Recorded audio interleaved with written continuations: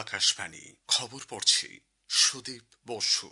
এখনকার বিশেষ বিশেষ খবর হলো, শিল্প ও বাণিজ্য মন্ত্রী পীযূষ গোয়েল বলেছেন, ভারত ও মার্কিন যুক্তরাষ্ট্রের মধ্যে ঐতিহাসিক বাণিজ্য চুক্তি বিকশিত ভারতের লক্ষ্যমাত্রা অর্জনের ক্ষেত্রে এক গুরুত্বপূর্ণ পদক্ষেপ। রাষ্ট্রপতি দ্রৌপদী মুর্মুর ভাষণের উপর ধন্যবাদ সূচক প্রস্তাব নিয়ে রাজ্যসভায় আজ আবার আলোচনা শুরু হয়েছে। লোকসভায় বিরোধী দলের হইহট্টগোলের জেরে সভার কাজে ব্যাঘাত। প্রধানমন্ত্রী নরেন্দ্র মোদী আগামী 7 ও 8 ফেব্রুয়ারি সরকারি সফরে মালয়েশিয়া যাচ্ছেন। এসআইআর প্রক্রিয়া নিয়ে আপত্তি তুলে নির্বাচন কমিশনের বিরুদ্ধে পশ্চিমবঙ্গের মুখ্যমন্ত্রী মমতা ব্যানার্জি দায়ের করা মামলার শুনানিতে কমিশনের বক্তব্য জানতে চেয়েছে সুপ্রিম কোর্ট। পশ্চিমবঙ্গে এসআইআর প্রক্রিয়াকে ভণ্ডুল করতে মুখ্যমন্ত্রী মমতা ব্যানার্জির নেতৃত্বে তৃণমূল কংগ্রেস সব ধরনের প্রয়াস চালাচ্ছে বলে বিজেপি আজ অভিযোগ করেছে।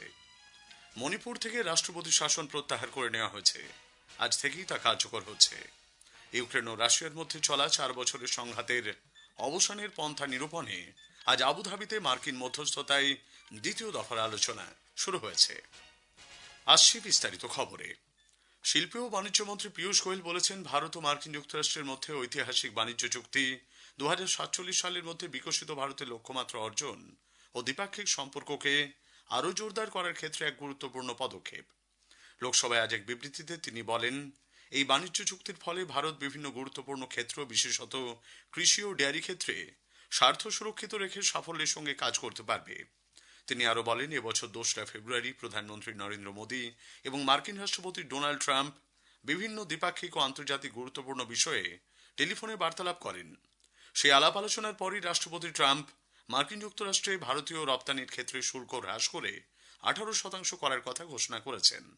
তিনি আরো বলেন, মার্কিন যুক্তরাষ্ট্র এবং অন্যান্য দেশের ক্ষেত্রে যে শুল্ক আরোপ করেছে সেই হার তার তুলনায় অনেকটাই কম। এর ফলে মার্কিন বাজারে ভারতীয় পণ্যের রপ্তানি আরো বাড়বে। मैं इस सम्मानित सदन के समक्ष यह दोहराना चाहता हूं कि खाद्य और कृषि क्षेत्र में भारत की प्रमुख संवेदनशीलता को पूर्णतः ध्यान रखा गया है। साथ ही यह साझेदारी लघु एवं मध्यम उद्यमों, एमएसएमई उद्यमियों, कुशल श्रमिकों और उद्योग के लिए नए अवसर खोलेगी। পরে রাজ্যসভাতেও এক বিবৃতিতে শিল্প বাণিজ্য মন্ত্রী স্পষ্ট জানান, ভারত মার্কিন বাণিজ্য চুক্তিতে সরকার সার ও কৃষির মতো গুরুত্বপূর্ণ ক্ষেত্রগুলিতে বিশেষ নজর দিয়েছে। লোকসভায় রাষ্ট্রপতির ভাষণের উপর ধন্যবাদ প্রস্তাব নিয়ে আলোচনার তৃতীয় দিনেও আজ ব্যাপক হইহট্টগোল হয়। কংগ্রেস, ডিএমকে, তৃণমূল কংগ্রেস সহ বিরোধী দলগুলি ভারত আমেরিকা বাণিজ্য চুক্তি ও চীন সীমান্ত ইস্যুতে সরকারের বিরুদ্ধে স্লোগান তোলে। আজ লোকসভা 3 বার স্থগিত হয় এবং শেষ পর্যন্ত দিনের মতো মুলতবি হয়ে যায়। দুপুর 12টায় প্রথমবার সভার কাজ স্থগিতের পর সভা বসলে বিরোধীরা আবারও স্লোগান দিতে শুরু করেন। অধ্যক্ষ ওম বিড়লা সদস্যদের আচরণে উদ্বেগ প্রকাশ করে বলেন, এ ধরনের আচরণ গণতন্ত্র ও জনগণের আস্থা দুর্বল করে। বিরোধীদের স্লোগানের কারণে সভা আবার স্থগিত হয় দুপুর 2টো পর্যন্ত।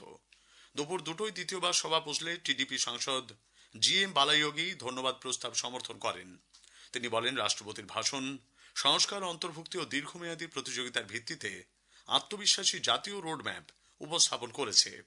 বিজেপি সাংসদ নিশিকান্ত দুবেও প্রস্তাব সমর্থন করেন এবং কংগ্রেস আমলে দুর্নীতির প্রসঙ্গ তোলেন। বিরোধীদের হট্টগোলের মধ্যে সভা আবার স্থগিত হয় বিকেল 5টা পর্যন্ত। বিকেল 5টায় তৃতীয়বার সভা বসলে বিরোধীরা স্লোগান দিয়ে ওয়েলে নেমে আসেন। চেয়ারম্যান সদস্যদের শান্ত হতে অনুরোধ করলেও ব্যর্থ হন। বিশৃঙ্খলার মধ্যে সভা দিনের মতো মুলতবি করা হয়। রাষ্ট্রপতি দ্রৌপদী মুর্মুর ভাষণের উপর ধন্যবাদ সূচক প্রস্তাব নিয়ে রাজ্যসভায় আজ আবার আলোচনা শুরু হয়েছে। এতে অংশ নিয়ে সভার নেতা কেন্দ্রীয় মন্ত্রী জগৎ প্রকাশ নাড্ডা বলেন, রাষ্ট্রপতির ভাষণে ভারতের উন্নয়নের রূপরেখা তুলে ধরা হয়েছে, যা অত্যন্ত অনুপ্রেরণাদায়ক।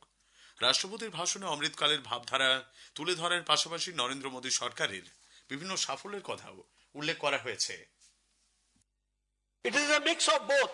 जो हमारे ट्रेडिशंस है, जो हमारे कल्चर है, उसको भी उन्होंने समावेश किया है और साथ ही साथ जो हम डेवलप्ड इंडिया की तरफ बढ़ रहे हैं, उस रोड मैप को भी उन्होंने अपने वक्तव्य में मिश्रित करके उन्होंने उसको रखने का प्रयास किया है। লোকসভায় আলোচনায় রাজ্যসভাতে আলোচনায় অংশ নিয়ে রাজ্যসভার বিরোধী দলনেতা মল্লিকার্জুন খাড়গে অভিযোগ করেন, মোদী সরকারের আমলে সামাজিক ন্যায় ও সম্প্রীতি সম্পূর্ণ নষ্ট হয়েছে। সংসদীয় বিষয়ক মন্ত্রী কিরেন রিজিজু লোকসভায় বিরোধী দলনেতা রাহুল গান্ধীর আচরণ নিয়ে তীব্র সমালোচনা করেছেন। তিনি অভিযোগ করেন, রাহুল গান্ধী সংসদের নিয়ম না মেনে কার্যক্রমে বিঘ্ন ঘটাচ্ছেন। সরকার আগামী মার্চ মাসের মধ্যে নকশালমুক্ত ভারত গড়ে তোলার ব্যাপারে প্রতিশ্রুতিবদ্ধ বলে স্বরাষ্ট্র প্রতিমন্ত্রী নিত্যানন্দ রায় পুনরায় মত ব্যক্ত করেছেন। রাজ্যসভায় আজ শূন্যকালে তিনি বলেন, নকশালবাদের বিরুদ্ধে সরকার আপোষহীন নীতি গ্রহণ করেছে। এজন্য 10,000 কোটি টাকা ব্যয়ে 6টি প্রকল্প চালু করা হয়েছে। প্রধানমন্ত্রী নরেন্দ্র মোদী আগামী 7 ও 8 ফেব্রুয়ারি সরকারি সফরে মালয়েশিয়া যাচ্ছেন। এটি হবে তার তৃতীয়বার মালয়েশিয়া সফর এবং 2024 সালের আগস্টে ভারত মালয়েশিয়া সম্পর্ককে সমগ্র কৌশলগত অংশীদারিত্বে উন্নীত করার পর প্রথম সফর।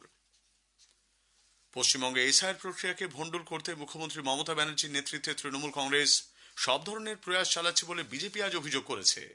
আজ নতুন দিল্লিতে এক সাংবাদিক সম্মেলনে রাজ্য বিজেপির সভাপতি সাংসদ শ্রমিক ভট্টাচার্য বলেন, বিএলও বা বুথ লেভেল আধিকারিকদের ভয় দেখিয়ে তৃণমূল কংগ্রেস তাদের এসআইআর সংক্রান্ত ভুল নথি আপলোড করতে বাধ্য করেছে। 300 BJP workers have been killed since 2016. Immediate after coming out the result, 2nd May 2021, within 27 days, 56 BJP workers have been killed. Total absence of law and order, total anarchy. लोग शांति से मतदान करें, इसका ऊपर तृणमूल का कोई भरोसा नहीं है। পশ্চিমবঙ্গে এসআইআর প্রক্রিয়া নিয়ে আপত্তি তুলে নির্বাচন কমিশনের বিরুদ্ধে তৃণমূল কংগ্রেস সুপ্রিমো মমতা ব্যানার্জি দায়ের করা মামলাগুলির আজ সুপ্রিম কোর্টে শুনানি হয়। প্রধান বিচারপতি সূর্যকান্ত, বিচারপতি জয়মাল্য বাগচি এবং বিচারপতি বিপুল এম পাঞ্চলির বেঞ্চে মুখ্যমন্ত্রীর হয়ে সওয়াল করেন আইনজীবী শ্যাম দেওয়ান। সরাসরি সওয়াল না করলেও শুনানির সময় নিজের বক্তব্য পেশ করার অনুমতি চান মুখ্যমন্ত্রী। প্রধান বিচারপতি তা মঞ্জুর করেন। এ বিষয়ে কমিশনের কি বক্তব্য জানাতে নির্দেশ দিয়েছে শীর্ষ আদালত। আগামী সোমবার মামলার পরবর্তী শুনানি। আজকের প্রসঙ্গ অনুষ্ঠানে এবারের বিষয় প্রগতি। আজ শুনবেন পশ্চিমবঙ্গে জলপথের উন্নয়নে কেন্দ্রীয় সরকারের বিভিন্ন উদ্যোগ নিয়ে বিশেষ আলোচনা। কলকাতার শ্যামাপ্রসাদ মুখার্জি বন্দরের চিফ ইঞ্জিনিয়ার শান্তনু মিত্রের সঙ্গে কথা বলেছেন দিব্য দে। আজ শুনবেন প্রথম পর্ব। আকাশবাণী সংবাদ বিভাগ প্রযোজিত অনুষ্ঠানটি শোনা যাবে আজ রাত 9:30 গীতাঞ্জলি, ডিটিএইচ বাংলা এবং আকাশবাণী সংবাদ কলকাতার সোশ্যাল মিডিয়া প্ল্যাটফর্মে। খবর শুনছেন আকাশবাণী থেকে। আমাদের সংবাদ শোনা যাচ্ছে ইউটিউব চ্যানেল আকাশবাণী সংবাদ বাংলা, ফেসবুক, ইনস্টাগ্রাম আকাশবাণী সংবাদ কলকাতা এবং এক্স হ্যান্ডেল এআইআর নিউজ কলকাতাতে। মণিপুর থেকে রাষ্ট্রপতি শাসন প্রত্যাহার করা হয়েছে। আজ থেকেই তা কার্যকর হচ্ছে। স্বরাষ্ট্র মন্ত্রকের পক্ষ থেকে এই মর্মে এক বিজ্ঞপ্তি জারি করা হয়েছে। উল্লেখ্য, গত বছর 13 ফেব্রুয়ারি মণিপুরের রাষ্ট্রপতি শাসন জারি করা হয়।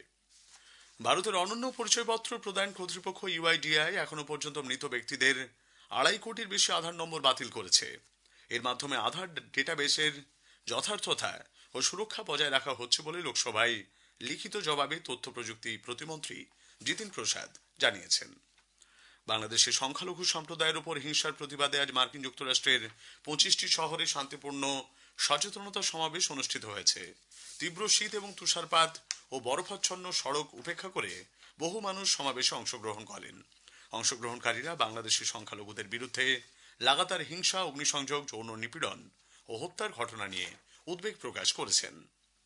ইউক্রেন ও রাশিয়ার মধ্যে চলা 4 বছরের সংঘাতের অবসানের পন্থা পদ্ধতি নিরূপণে আজ আবুধাবিতে মার্কিন মধ্যস্থতায় দ্বিতীয় দফার আলোচনা শুরু হয়েছে। দুদিনব্যাপী এই ত্রিপাক্ষিক বৈঠকে অংশ নিচ্ছেন ইউক্রেন, রাশিয়া ও মার্কিন যুক্তরাষ্ট্রের প্রতিনিধিরা। বিশ্বযুদ্ধের পর ইউরোপের সব থেকে বড় এই সংঘাতে ইতোমধ্যেই লক্ষাধিক মানুষ প্রাণ হারিয়েছেন। প্রায় 1 কোটি মানুষ বাস্তুচ্যুত। জাপানি গবেষকরা আগামী এপ্রিল মাসে নিপা ভাইরাসের টিকা নিয়ে মানব ক্লিনিক্যাল ট্রায়াল শুরু করতে চলেছেন। প্রাণঘাতী সংক্রমণ প্রতিরোধে এটি গুরুত্বপূর্ণ পদক্ষেপ হিসেবে দেখা হচ্ছে। টিকাটি তৈরি করেছে টোকিও বিশ্ববিদ্যালয়। প্রথম ধাপের পরীক্ষা হবে বেলজিয়ামে। জিম্বাবুয়ের হারারেতে অনূর্ধ্ব-19 একদিনের বিশ্বকাপ ক্রিকেটের দ্বিতীয় সেমিফাইনালে আফগানিস্তান ভারতের সামনে জয়ের জন্য 311 রানের লক্ষ্যমাত্রা রেখেছে। টসে জিতে ব্যাট করতে নেমে আফগানিস্তান নির্ধারিত 50 ওভারে 4 উইকেটে 310 রান সংগ্রহ করে। সর্বশেষ পাওয়া খবরে ভারত 35 ওভারে 2 উইকেট হারিয়ে 268 রান সংগ্রহ করেছে। শেষ করার আগে খবরের বিশেষ কিছু অংশ আরো একবার। শিল্প ও বাণিজ্য মন্ত্রী পীযূষ গোয়েল বলেছেন, ভারত ও মার্কিন যুক্তরাষ্ট্রের মধ্যে ঐতিহাসিক বাণিজ্য চুক্তি বিকশিত ভারতের লক্ষ্যমাত্রা অর্জনের ক্ষেত্রে গুরুত্বপূর্ণ পদক্ষেপ। রাষ্ট্রপতি দ্রৌপদী মুর্মুর ভাষণের ওপর ধন্যবাদ সূচক প্রস্তাব নিয়ে রাজ্যসভায় আজ আবার আলোচনা শুরু হয়েছে। খবর শেষ হলো। এরপর